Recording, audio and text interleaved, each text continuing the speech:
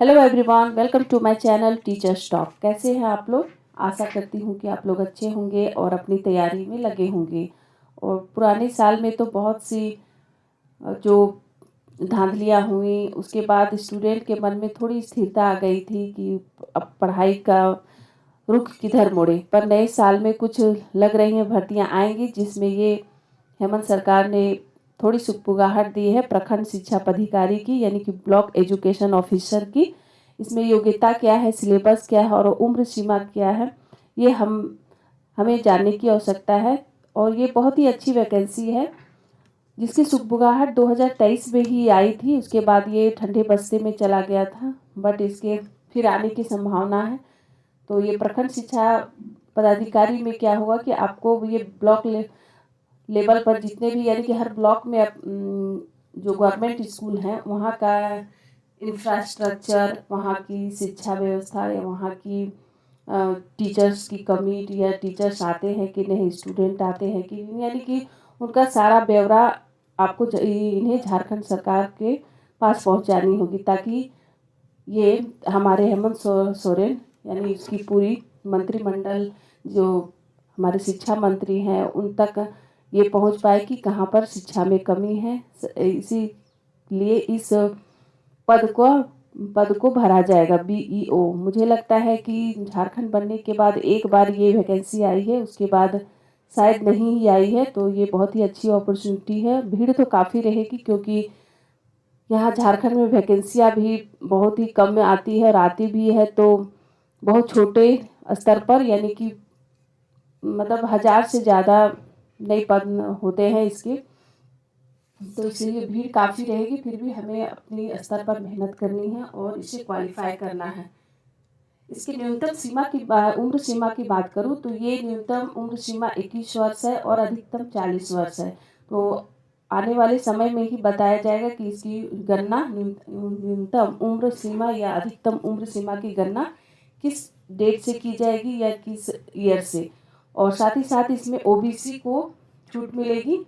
OBC जो हर vacancy में मिलती है, ओबीसी, एसटी, एससी, महिला, है ना, और जो पहले से किसी गवर्नमेंट जॉब में है उन लोगों को, यानी कि इसमें उम्र सीमा में भी छूट मिलेगी। और सैलरी क्या रहेगी ये आप लोग देख लो, ताकि आप मोटिवेट हो सको। 4200 ग्रेड पर रहेगी। और मंथली क्या है, 9300 से 34,800, है ना। तो ये आपकी मंथली पेमेंट रहेगी।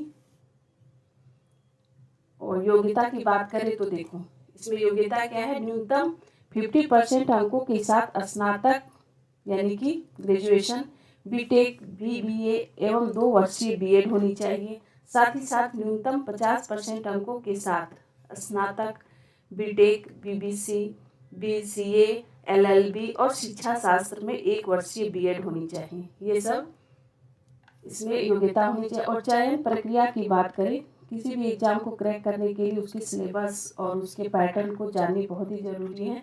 नहीं तो अंधाधुंध कहीं ना कहीं और पढ़ाई करते रह जाओगे बट सिलेक्शन नहीं होगा। इसीलिए उसके स्तर को भी जाननी है, पिछले ईयर का क्वेश्चन पेपर भी जाननी आपको ज़रूरी है। मैं कोशिश करूँगी कि पिछले बार जो या अदर स्टेट में बीईओ की अगर कोई भी क्वेश्चन पेपर है तो उसे सॉल्व कर कर आप लोगों को बताऊं, और उसके पैटर्न को, जिससे आप जान सके कि किस स्तर का क्वेश्चन आता है। अगर इसे जेपीएससी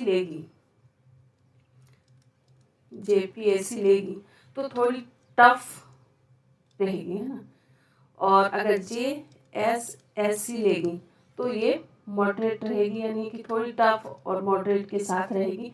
बट आजकल कहा नहीं जा सकता है, पिछले बार सहायक आचार्य में भी सिलेबस इसी तरह की थी जैसे जेपीएससी की।